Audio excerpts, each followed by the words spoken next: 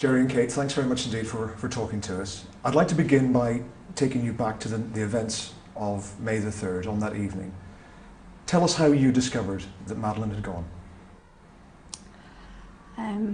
As I think people are aware, we were checking regularly on the children, and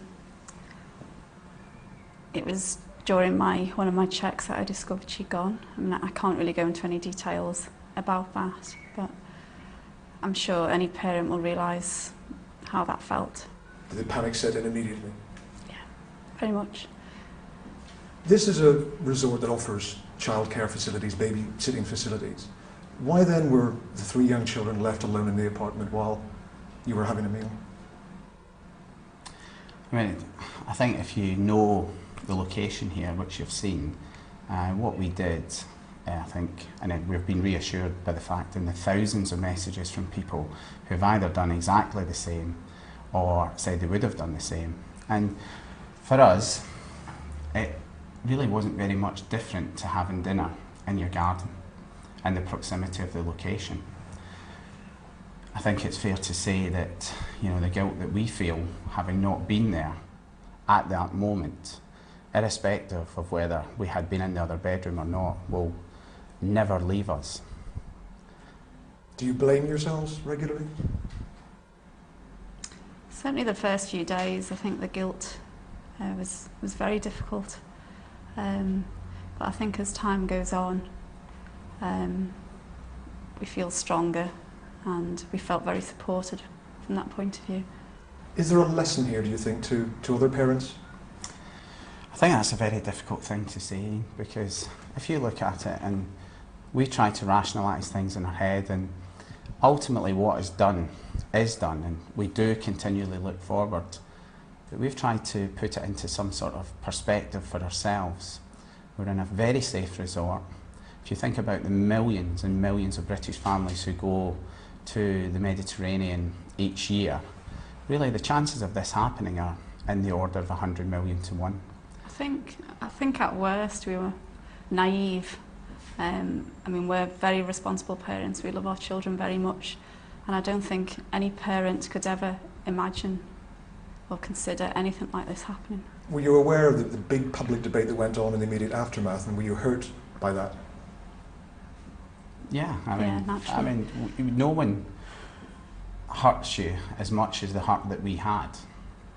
But, you know, we've tried to remain very positive in our outlook. And even small levels of criticism make that hard when you're trying to do everything in your power to get your daughter back. I know you've been very supportive of the Portuguese police investigation, but is there anything that you feel could have been done better, particularly in those crucial first 24 hours when Madeleine was missing, and perhaps it was treated as a simple missing child as opposed to an abduction? I think, you know, we are not looking at what has been done, and I don't think it helps at this stage to look back at what could and couldn't have been done. I think it's fair to say we expected a very British style response that you would expect if you were in a big metropolitan city. But you have to put it in context that we're in a tiny resort.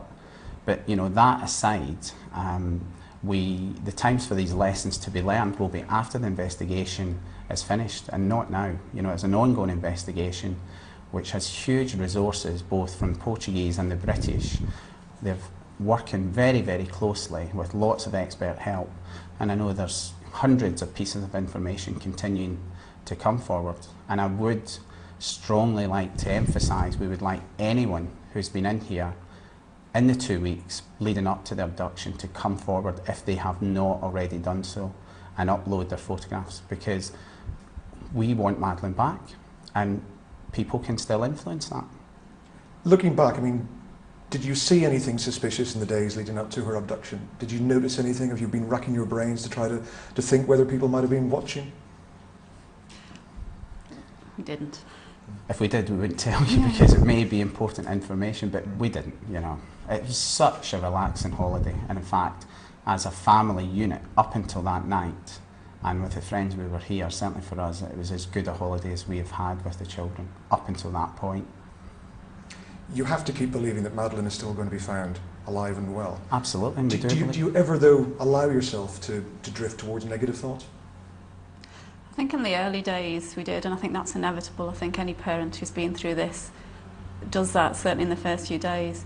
We don't now. We're actually a lot stronger, a lot more hopeful now. And we have to be hopeful. It's what keeps us going and keeps us focused. And what about Sean and Amelie? What have you said to them about their big sister? They're really good. I mean, they're at an age really where they're still quite young, and I guess it hasn't had the same impact on them as if they were a little bit older. They do talk about Madeleine. They pick up things and say Madelines, you know, and that's fine, but they're really good. I think that's, you know, something that is, many people have said to us that this is a parent's worst nightmare, and it is. It truly is, and it's as bad as you can possibly imagine. But, you know, if all three of the children had been taken, it could have been even worse than your worst nightmare. And we've got to be strong for them. You know, they're here. They do bring you back to earth, and we cannot, you know, grieve. One, we did grieve, of course we grieve, but ultimately we need to be in control so that we can influence and help in any way possible. Not just Sean and Amelie, but the investigation. And because of them, the day may come when you have to leave here and go back to the UK. I know you've got no plans to do so at the moment, but how do you think you're going to feel if that day comes and you have to go to the airport and fly back? I can't think about that, Ian, to be honest. I can't think about going home without Madeleine. So. I notice you've got Madeleine's cuddly toy with you as always. How did that start, and what comfort does it bring you? Where did it come from? Or? No, how did the idea come to just have it in your hands all the time? Well, it's something that Madeleine has with her every night, and if she's upset or not well, then she has Cuddle Cat. And so it provided me with a little bit of comfort. It's something of Madeleine close to me. This is International Missing Children's Day. I mean, I guess Madeleine's had more publicity than just about every missing child in the world put together. I'm sure you're very grateful for that.